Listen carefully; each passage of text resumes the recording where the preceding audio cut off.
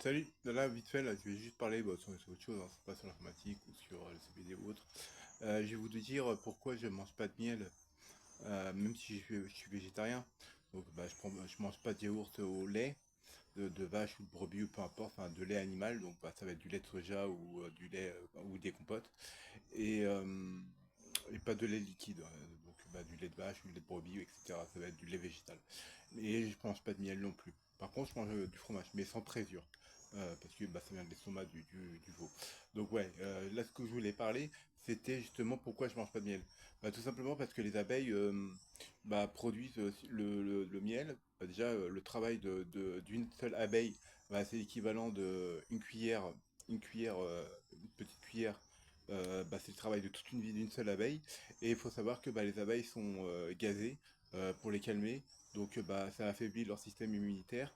Donc ils sont plus faibles. Donc si des abeilles d'un apiculteur se reproduit avec des abeilles sauvages, ça va affaiblir le système immunitaire des abeilles sauvages.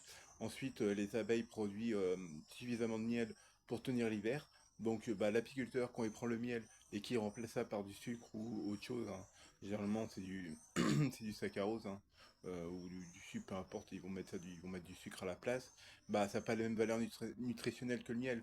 Donc il y a un taux de mortalité qui est énorme, parce que ils n'ont pas tous les nutriments. C'est comme si tu donnais à bouffer tous les jours, je sais pas, c'est comme si tu bouffais, je sais pas, des confiseries tous les jours.